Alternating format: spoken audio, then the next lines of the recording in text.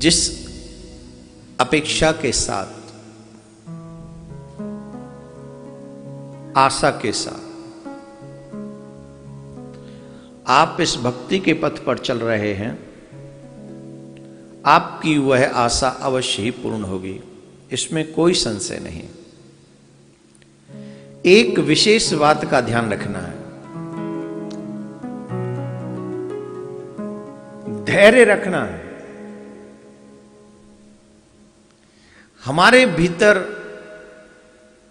एक ही कमी है, धैर्य की। हम जो चाहते हैं कि आज शुरू किया है तो कल उसका फल मिल जाना चाहिए, कई लोग तो अभी चाहते हैं। विशेष तौर पर युवाओं में धैर्य की कमी हो रही है, आप अनुभव करेंगे इस बात का। वो जो भी कार्य करना चाहते हैं उसका रिजल्ट बहुत जल्दी पाना चाहते हैं, अतिशीघ्र मिले, मैं वेट नहीं कर सकता। और कई लोग तो ये बड़े गर्व से कहते हैं कि मैं वेट नहीं कर पाता। तो ये अच्छी बात थोड़ी है जिसका इतना तुम महिमा मंडन कर रहे हो। तुम अगर प्रतीक्षा नहीं कर सकते, धैर्य नहीं धारण कर सकते, तो ये तुम्हारी विशेषता नहीं, ये तुम्हारी कमी है। धीरे धीरे इस कमी को दूर करो। एक पिताजी थे, उनकी एक संतान थी, युवा बच्चा था उनका। उसमें एक ही प्रॉब्लम थी, बहुत जल्दबाजी में रहता था, हर चीज उसे जल्दी जल्दी चाहिए होती। पिताजी कहते तो कभी ध्यान नहीं करता था, समझाते तो समझता नहीं था। पिताजी उनकी बातों से बड़े परेशान थे। बच्चे का व्यवहार जब उचित ना हो तो मां बाप ऑब्वियसली दुखी होते ही हैं।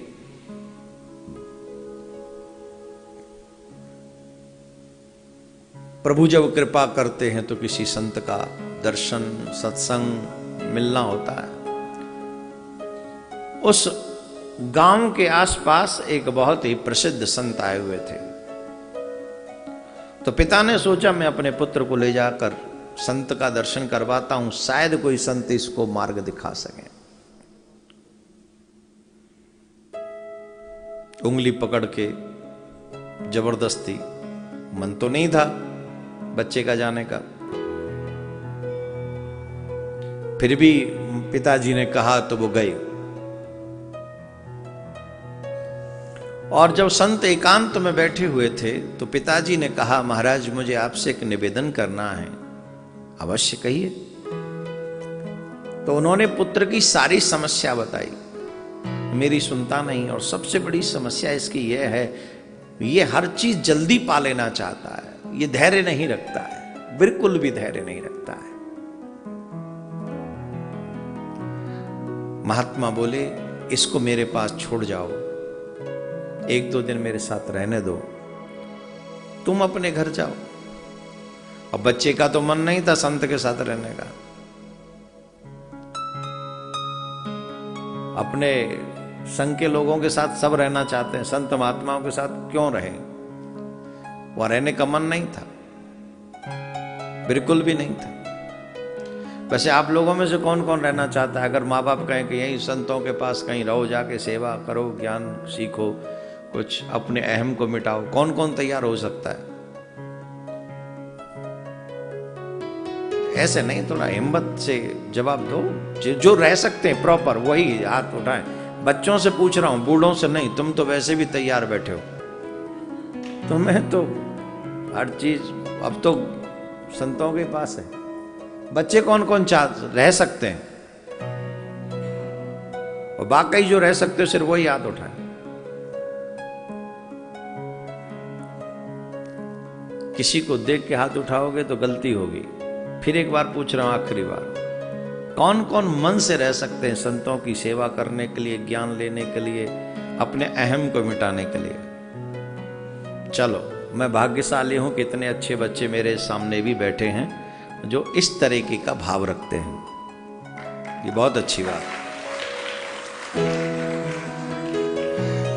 तो उस बच्चे का मन नहीं था आपकी तरह, वो बच्चा तो नहीं रहना चाहता था।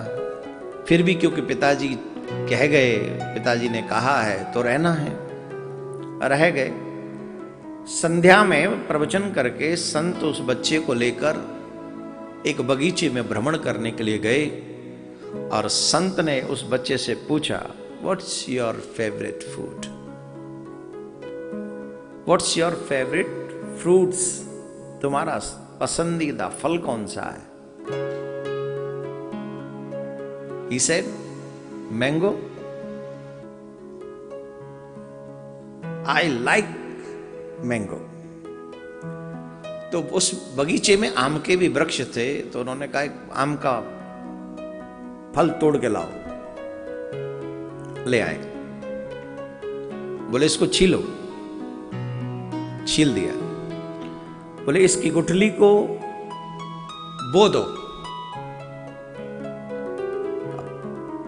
कहां उस बेचारे ने संतों का संग किया था, करना तो था मजबूरी में, पिताजी छोड़ के चले गए। तो उसने वो गुठली पृथ्वी पे जमीन में बो दी, मींस गाड़ दी, जिससे वो बड़ा वृक्ष हो सके। संत बगीचे में ही दूसरी जगह पे जाके थोड़ी देर बैठ गए। 15-20 मिनट बाद संत ने उस बच्चे से कहा, बेटा जाओ देख कर आओ, वो अंकुरित हुआ कि नहीं, वो गुठली उपजी कि नहीं, उसमें से पेड़ हुआ कि नहीं। उसने सोचा कि ऐसे कैसे संभव है आधे घंटे में। फिर भी संत ने कहा तो वो गया और देख कर आया, और जवाब उसका वही था। बोले नहीं, अभी तो वो गुठली अंकुरित नहीं हुई।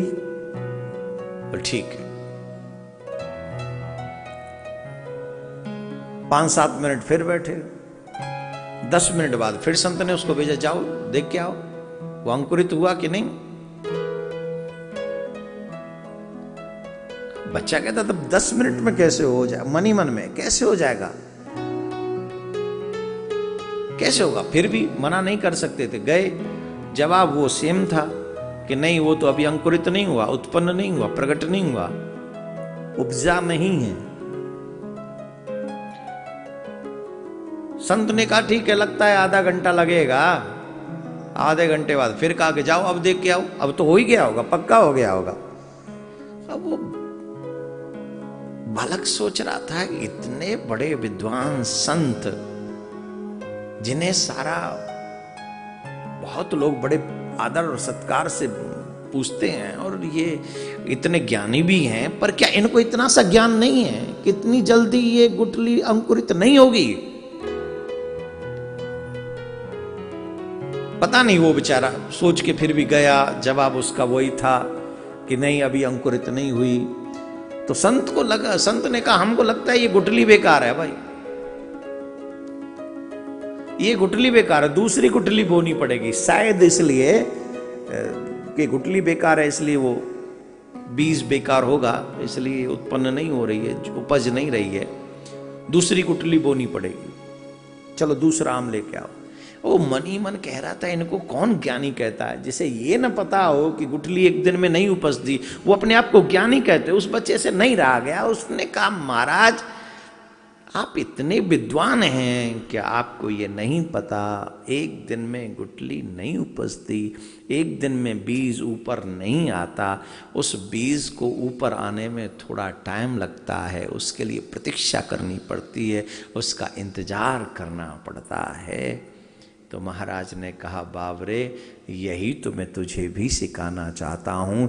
जो कर्म का बीज तुम बोते हो, उसका फल तुरंत की तुरंत नहीं मिलता, कुछ समय बाद मिलता है, और तब तक इंतजार करना पड़ता है, प्रतीक्षा करनी पड़ती है, तब तक प्रतीक्षा करनी पड़ती है।